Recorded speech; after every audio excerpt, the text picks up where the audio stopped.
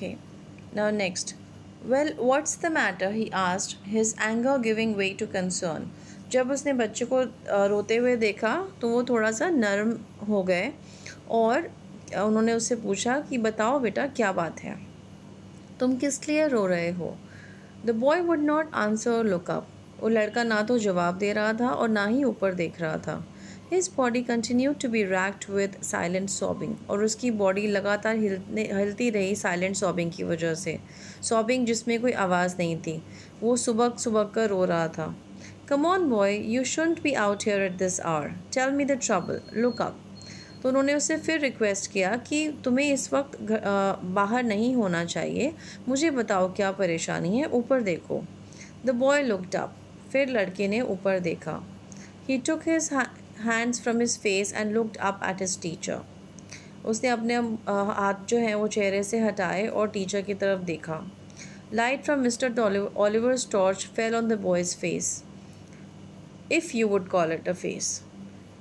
तो जैसे ही टॉर्च की रोशनी उस बच्चे के चेहरे पर पड़ी, अगर आप उसे चेहरा कह सकते हो तो, ऐसा लिखा है यहाँ पर, क्योंकि वो एक चेहरा था ही नहीं। उसके चेहरे पर ना तो आँखें थी, ना कान थे, ना नाक थी, ना ही मुंह था। It was just a round smooth head.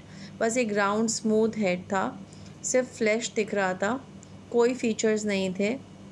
उसके ऊपर उसने एक स्कूल कैप पहनी थी। And that's where the story should end, और यहाँ पर स्टोरी ख़त्म हो जानी चाहिए। But for mister Oliver it did not end here. पर मिस्टर ओलिवर के लिए कहानी यहाँ ख़त्म नहीं हुई। टॉर्च उनके हाथों से गिर गई, उनके हाथ कांप रहे थे। Now this is important, why whose trembling hand is referred to is often the question asked. तो यहाँ पर मिस्टर ओलिवर के हाथ कांप रहे थे और उनके हाथों से टॉर्च गिर गई।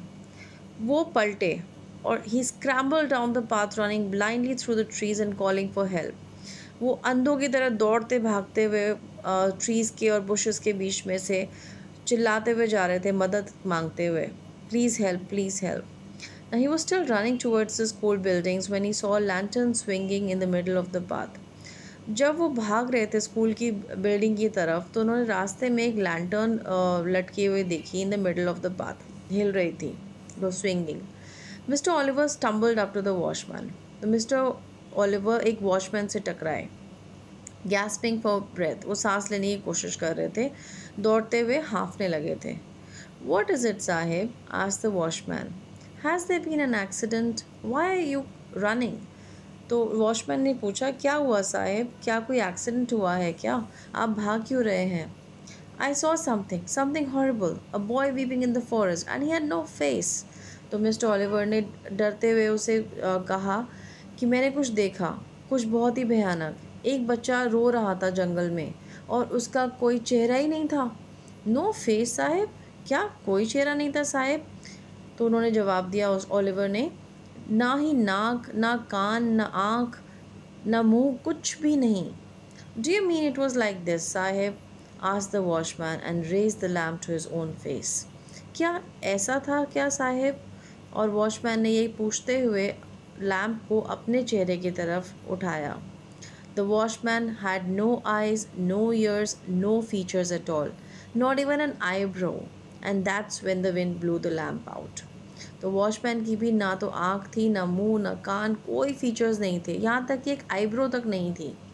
और यहीं पर हवा की वजह से लैम्प बुझ गई। And Ruskin bond left us in a suspense कि बाद में मिस्टर ओलिवर के साथ क्या हुआ होगा। क्या उन्हें भूत ने मार दिया, खा लिया, या वो बेहोश हो गए, कुछ नहीं पता। It's all up to the reader's imagination and that's where the story ends.